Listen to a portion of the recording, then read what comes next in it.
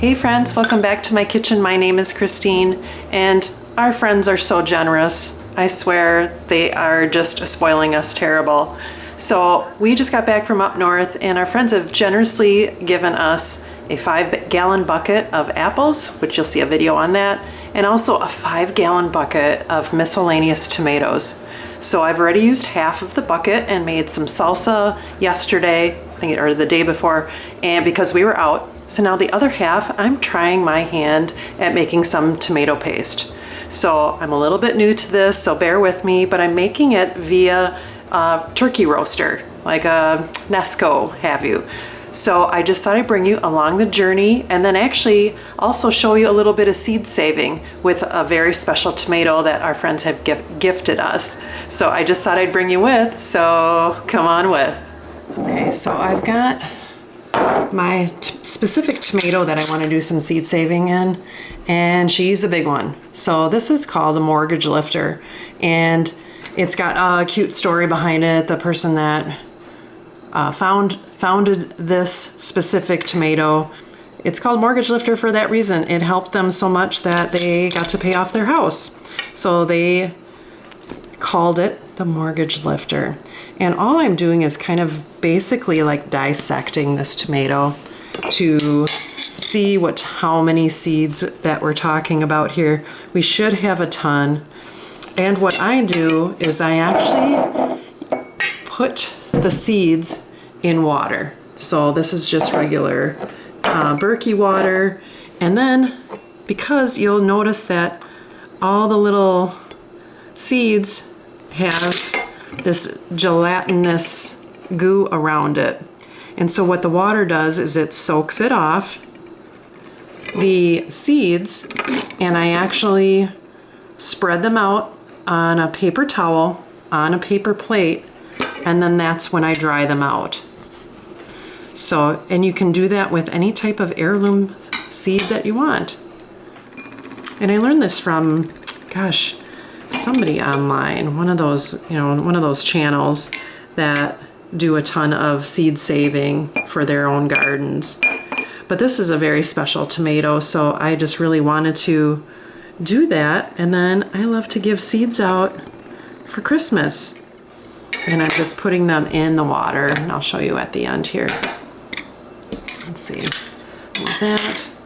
And you can just kind of see that they're soaking. Give it a swirl. Got all these seeds. And you'll notice, like, if you try to pick up a seed, you just can't. So that way, that's why we're soaking them, to get that goo off of it first, and then we're gonna dry them out. I told the person that we got the seeds from, our good friends, that I was gonna show him how to seed save for these specifically, because it's just so hard when they have this. If you can see that, there we go. You can see all the seeds in there. You can see that. All right, so I've got this bunch of seeds here. Like, just trying to pick them up is basically impossible. Even like, even like with something, they just are slippery, slimy. So that's my trick of getting that off.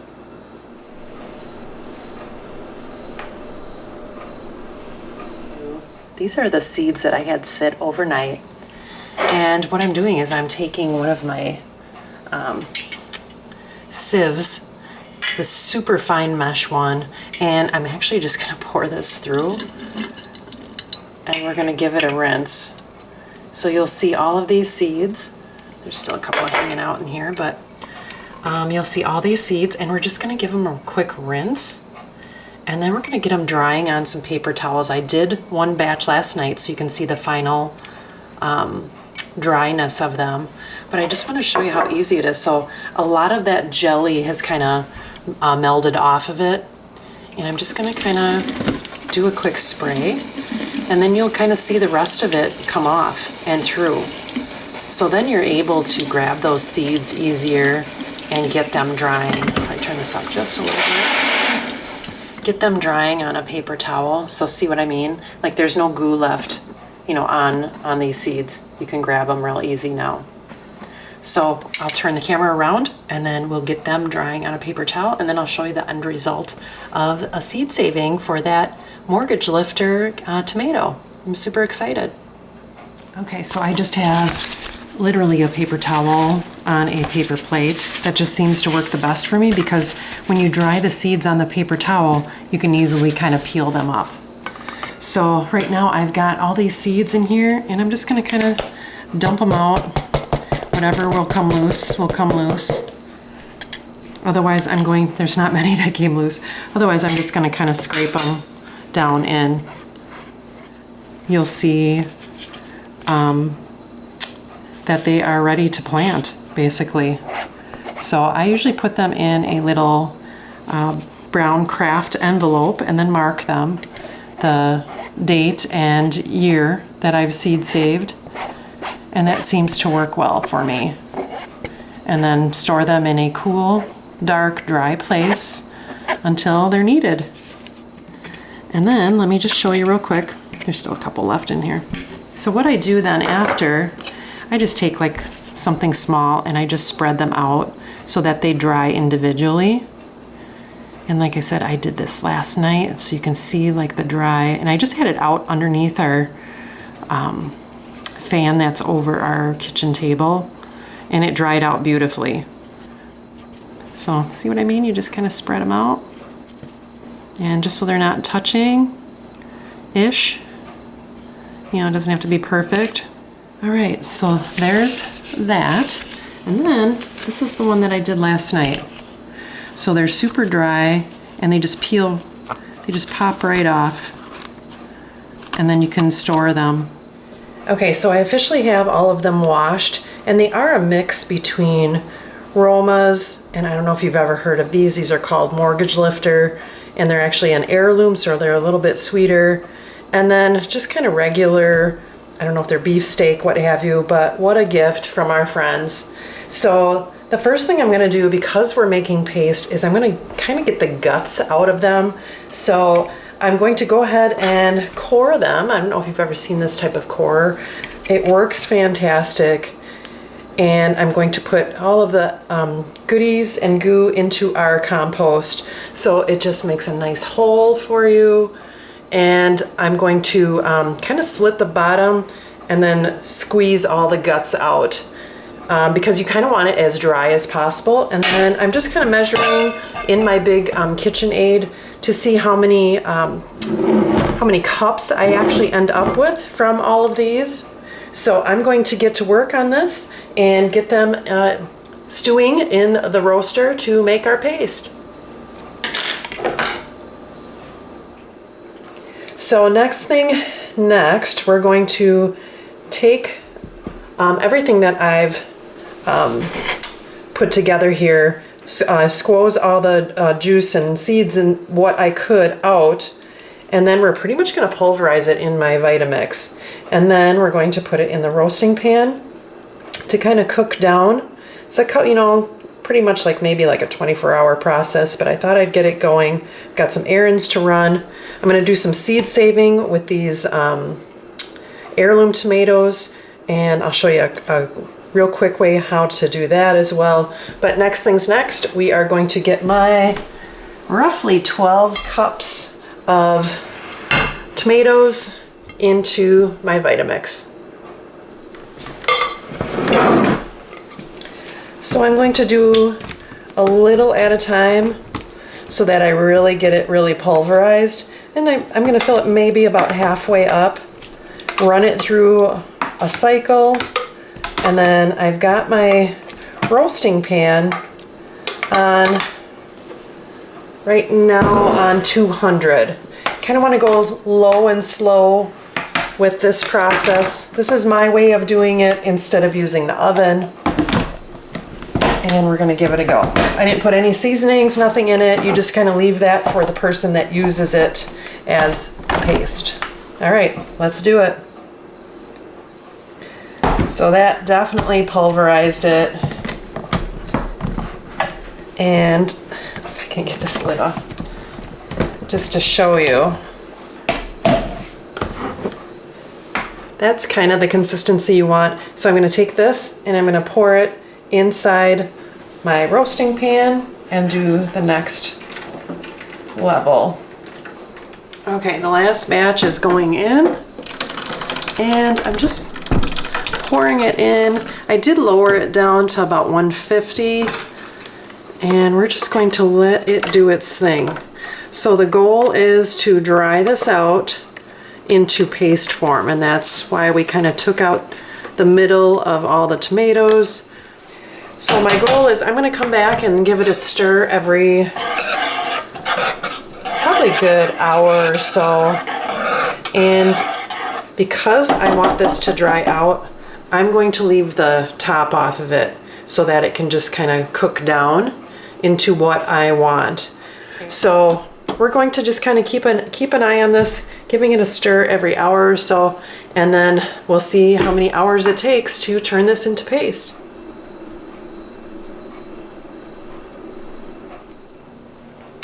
So here we are on hour number 4, and you can see that it is getting thicker, and we just want to evaporate as much liquid out as possible. So it's looking good. You can definitely see that it's kind of you know, melded down from what it was originally. You can kind of see that line in there. So that's how much is evaporated off already. And that's why you want to use the dried tomatoes. And then right now, let's see if it'll focus. I've got it roughly at 250. And I'm just going to keep it going, leaving it open so we get that evaporation process, and just keep stirring it every now and then. And like I said, you can see that it's definitely getting thicker. So we'll check back in a while. Okay, so here we are on hour 6, and you can definitely see how thick it's getting. And I still have it at the 250 temperature.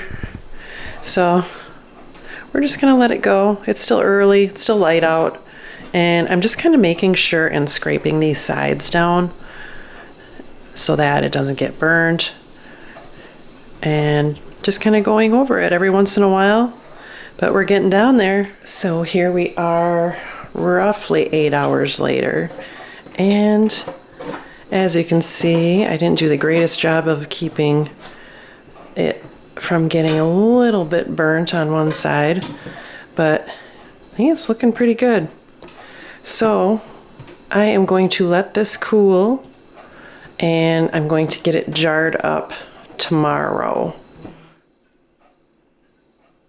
So here we are the next morning, and I just kind of had scooped it into just a rectangle so it'd be easier to get out. And the size jars that I'm using are just like the little 4-ounce ones. And then because it does need to can for so long, it actually needs to can for 45 minutes. I pulled out my electric canner, and we're gonna do it outside because it actually is a pretty warm day to keep my stove on for 45 minutes, you know, up and boiling and such. So I have the luxury of doing that. I love the electric canner so much for, you know, days like today. So I just have my funnel on. My jars are not hot or anything because this is a cooled down product, but I just grabbed a couple of things. I'm gonna try to just kind of spatula it out into my jar and leave 1/2 inch of headroom, just kind of like normal canning in general. I'm not sure how much it's going to yield, so I have 6 set up right now and then 2 extras off on the side. So I'm just going to get in here, and you'll get to see firsthand how thick it really is. Very happy with how it turned out. And I'm just going to see if that's too much. And you just kind of spread it in there, and then you do need to bubble pop it for sure. So I'm gonna get these filled up, and then we'll see how much I actually yielded. So just to show you, there's quite a big air bubble in this. So I'm just taking my chopstick and going over each of the jars to make sure that we kind of get all the spaces filled in. And then I'm just taking a little bit of the spatula and grabbing, just because it is so thick, I can grab and just kind of paste it in there to fill in. And like I said, we're trying to keep at the 1/2 inch mark for headway. And just kind of going over it to make sure that all the spots are filled in. Okay, I ended up getting 7 jars out of it, and just like a little halvesy of an 1/8. So I'm gonna refrigerate that. But now time to definitely clean off the edges of this before canning, because you kind of goop and gobble with this a lot because of the thickness of it. So I'm going to get this done, and then I'm going to get the lids on. Just as this is also the time where you double check your jars for any cracks or chips out of it, because if it's cracked or chipped, it won't actually can for you. And just clean those edges off as good as you can. And I just use vinegar. Sometimes I use just plain old water, but I just thought the vinegar would keep it extra clean this time because it is pretty dirty. So I'm gonna get these and then get the lids on, and then I'm actually gonna do the canning outside like I mentioned. So I'm getting my canner all set up. My husband's got our umbrella up, and we are going to get moving with this canning job. It's going on day number 2 of doing this paste. But I'm so thankful to our friends for gifting us all of these tomatoes.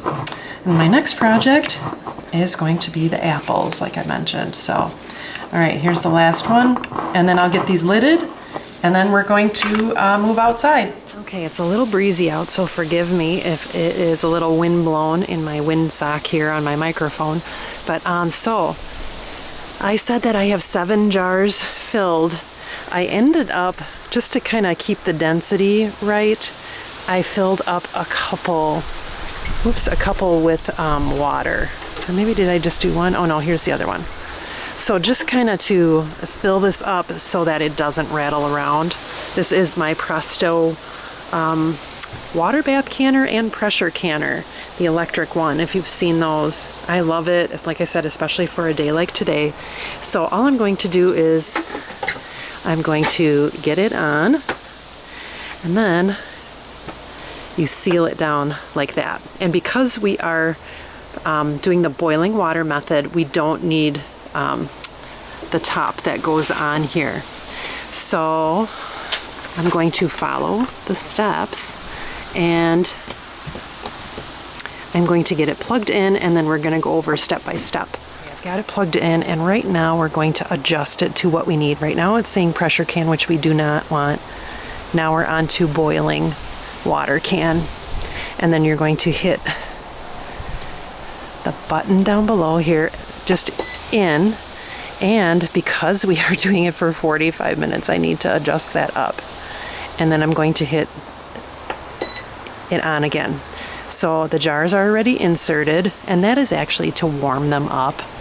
And because we've already done that, so now it's showing warm. And then we'll just kind of go over the steps. The warming, which is on right now on the screen. And then I've already filled the jars, and this is normally for like you're doing fresh canning. Because I had it sitting overnight, the jars were fine. And then we've got, make sure that the water's 1 inch above the jars, which I did. And then place canner on and lock, lower sensor arm turned, which is this. It's on. And heat.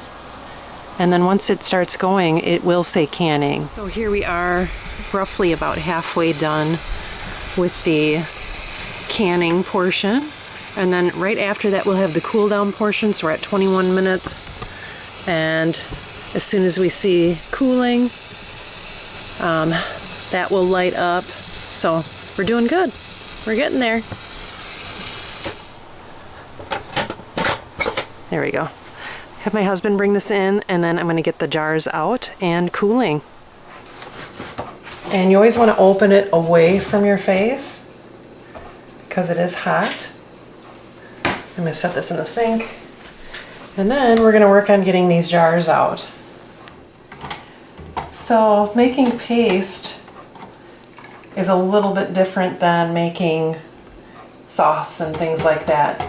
You know, people tend to use tomato paste for making their own pizza sauce or enchiladas, and you know, and it's just extra thick, and you can always, you know, kind of water it down if need be.